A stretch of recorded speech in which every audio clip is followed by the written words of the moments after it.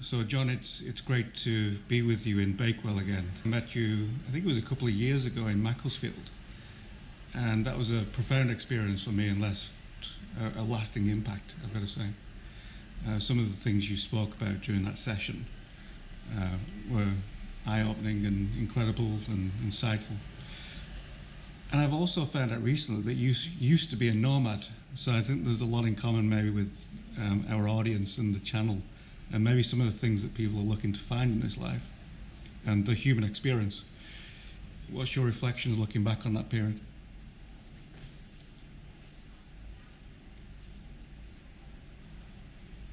Oh dear, I wouldn't call it a period.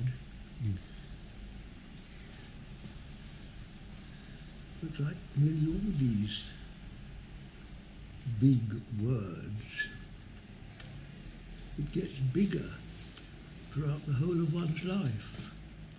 One's understanding about its deeper and wider meaning,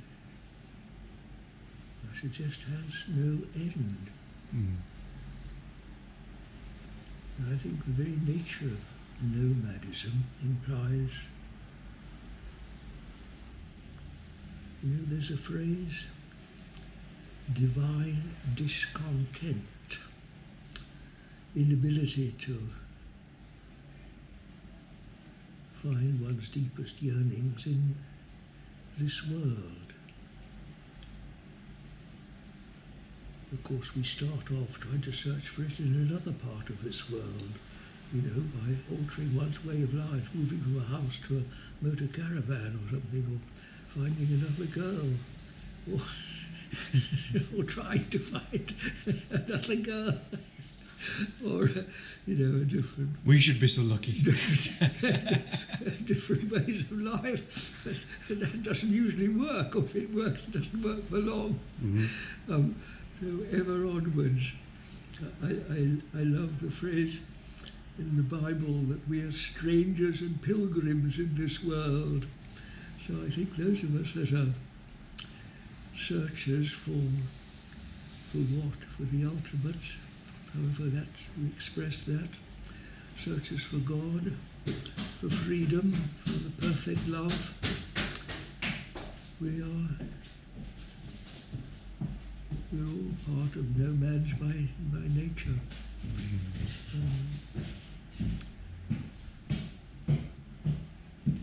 I'm not sure everybody isn't like this to some extent, but of course in some it's very much very much stronger than others. A lot of people just sort of compromise, saying, oh well, that's life, and don't really keep striving. Others of us keep striving all our lives, I suppose. So there we are. When did it begin, dear? I suppose that goes back to my very earliest beginnings, I think, because I was lucky. I was born in the country. I always loved the sky and the open fields. That was my home from my very beginning. I was born before the war, so during the war, then the war came, and of course social life completely ended then. We lived in an isolated out in the country. I hardly knew what another little boy was. There was a sweat any around. So I played with the open fields, and so I've always been used to solitude and silence and the open fields. So in contrast, the opposite of that never seemed very welcome to me. Noisy companionship and sort of things that I was told where I ought to belong, I never felt I did. So I've never really felt I belonged in this world. At least not to the world of people, really. But of course, that can lead to all sorts of problems when we're young, until our understanding strengthens. Loneliness is very much a feature of it, isn't it?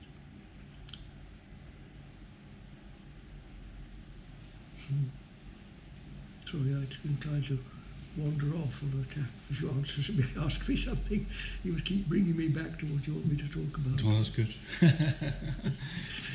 Because I think you touch on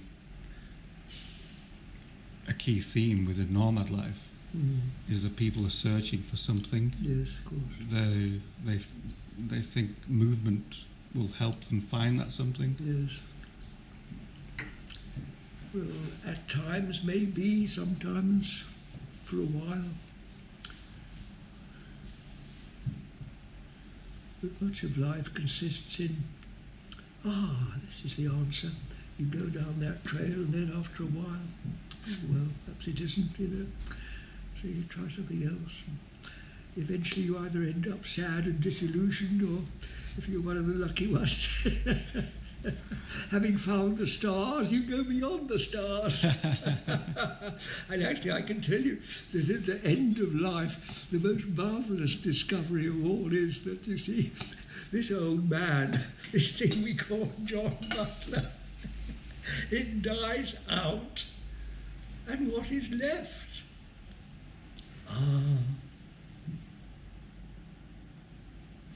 This. And what is this? Nobody can say. The butterfly comes out of the cocoon. You discover what real life is. Real life isn't mortality.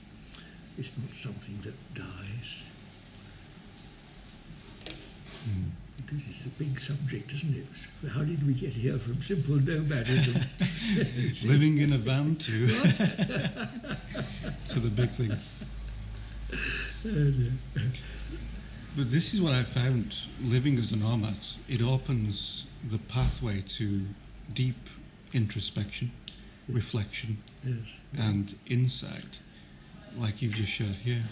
Yes, well, if it does, dear, then God bless you. And good luck. People are different, all these different things lighten up different people.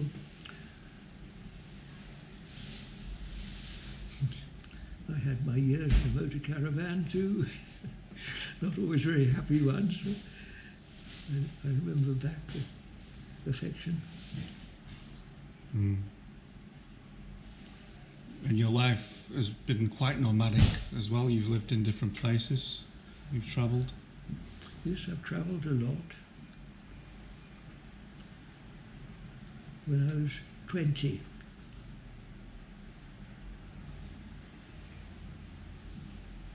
I went around.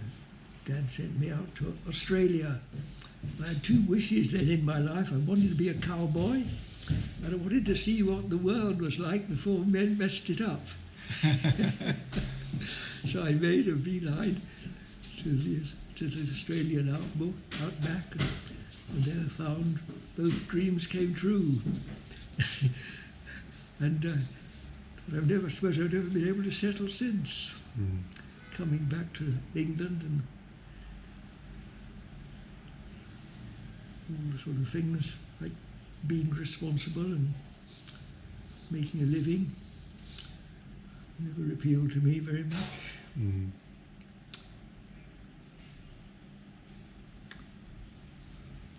Why? Why?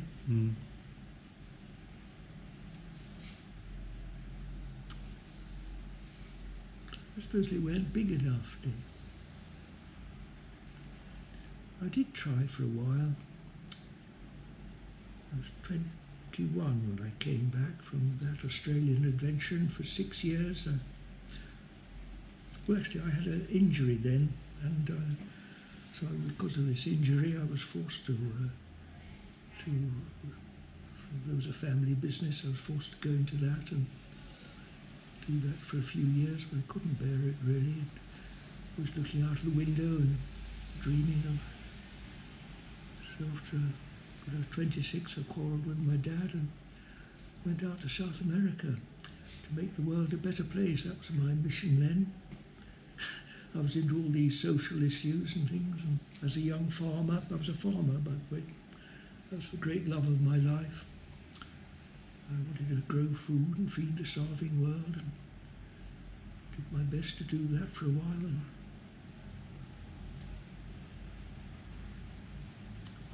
And then I saw myself as an immature young man trying to help other people older and wiser than myself. So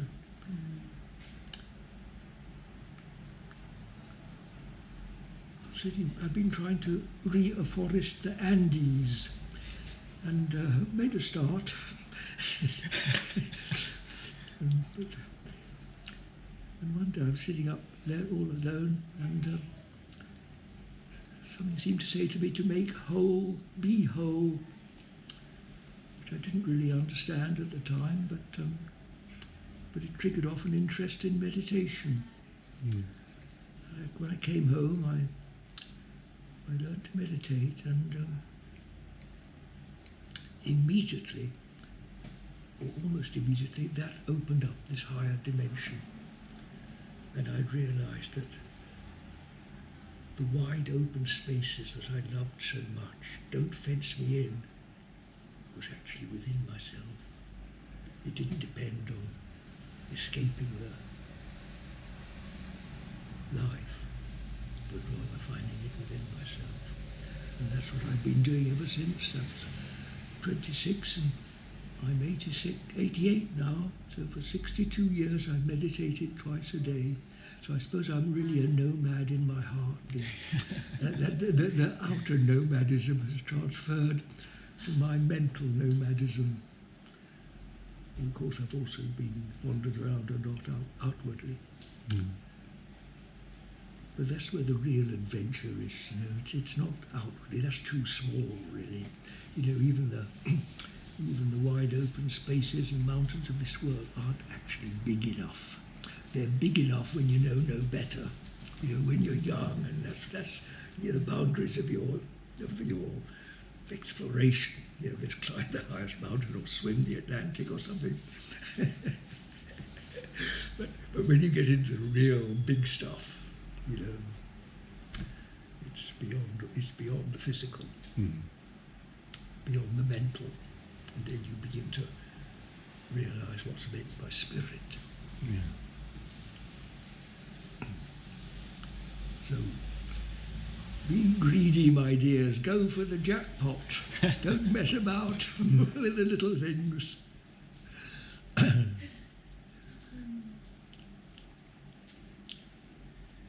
Yeah.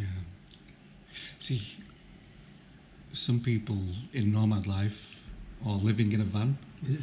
they will sometimes be seeing themselves as a prisoner of circumstance. Yes. So it can lead to depression Yes, absolutely. and dark thoughts.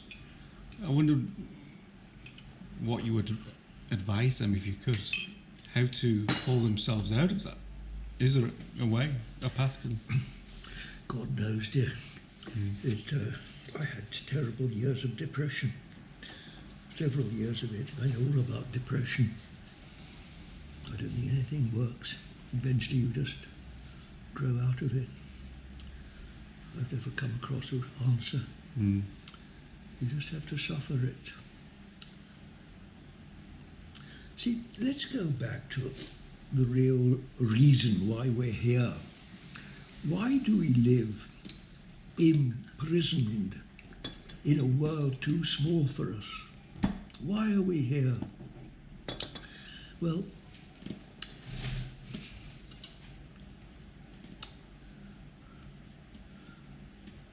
I'm not really a particularly religious, believing man. I was well taught at school. I had 10 years of compulsory going to church twice every day at school, in a boarding school. And I was well taught the Bible. I know the Bible quite well, really.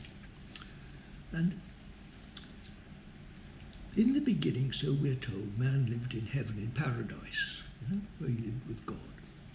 And man was singular, just one man. And That's maybe why it was paradise. well, that's a serious comment, dear. And then he fell. He fell. How did he fall? He fell in consciousness. I think I can talk fairly, and most people these days understand what I mean by consciousness. There are higher consciousness and lower consciousness. You know, if you think of what we're familiar with, or think of the moments when you've been most alive, you know, most alive.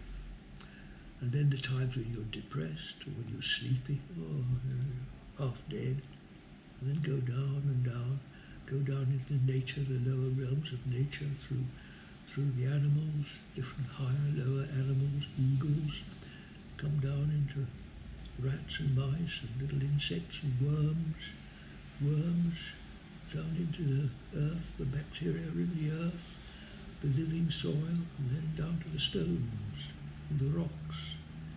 And they've all levels of consciousness, aren't they? Everything's alive, but some things are more alive than others. And beyond man's highest moments of aliveness, what about the hierarchy of heaven? The angels and the archangels, all that we hear about, but don't really know what it is. Right at the top, you can call God. So, see, we go up and down like a yo-yo all the time. And this is what leads to a lot of confusion, because at each stage is real. You know, for a worm, it's real being a worm. And there are plenty of times when we behave like worms, don't we? Think how we're frightened when you get a big moment, some big experience. We crawl back into our little holes of darkness, don't we? Just like little worms, or moles, or rabbits, run back into our little holes where we feel safe. At other times we're more like eagles, aren't we? And sometimes we are out of the body altogether. Wow! You realise a higher level of consciousness. Where did it end? So, I'm rambling a bit. I've forgotten what you asked me. Do you remember? Overcoming depression. Oh, overcoming depression. Yes. Well, of course. You know, if we've had taste of something better and you find you've come down, well, it's not very nice, is it? So we get depressed. When you've seen a glimpse of heaven and you lose it,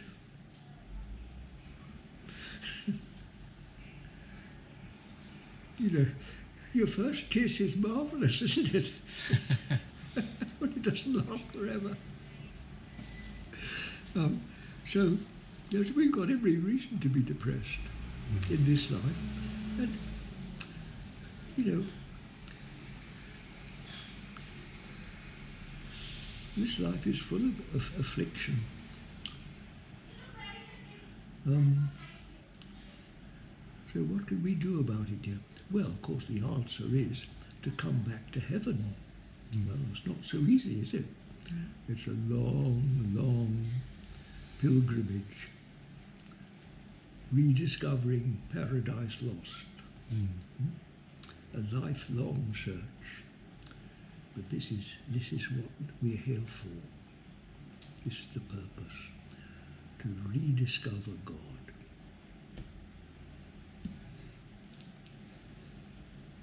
Paradise lost, dear.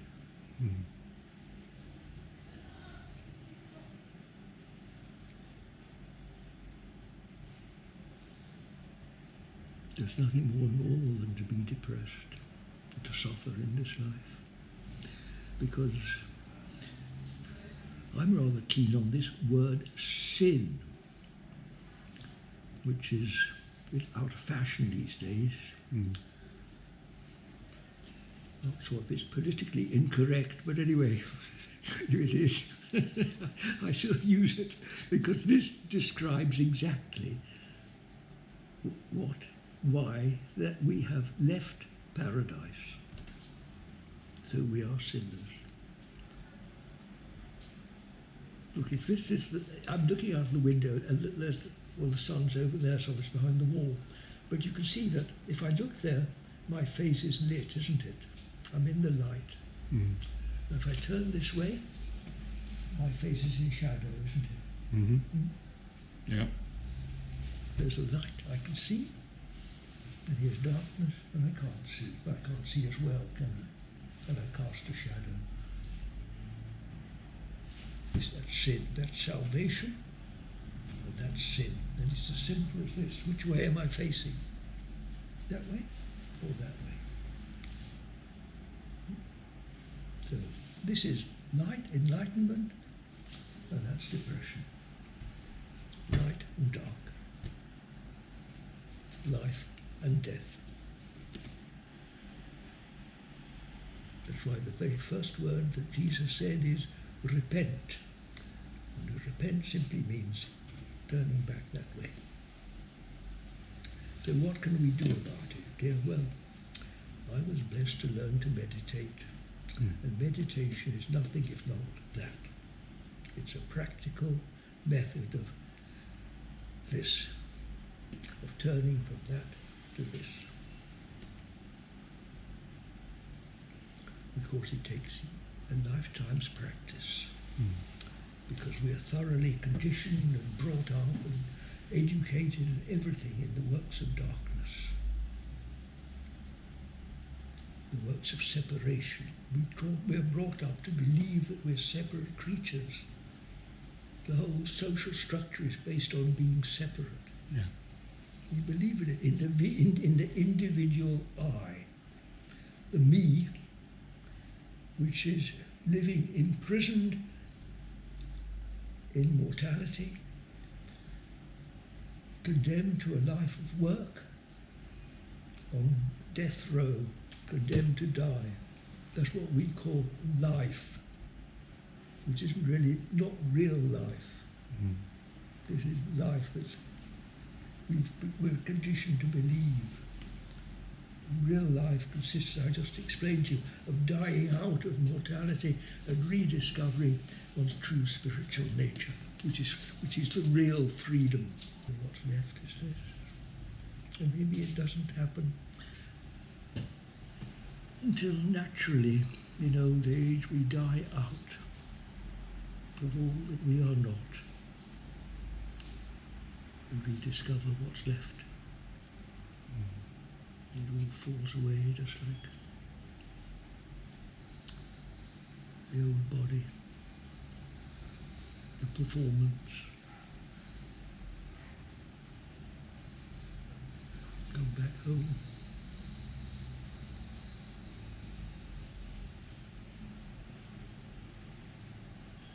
Extraordinary, isn't it? Extraordinary. Supernatural.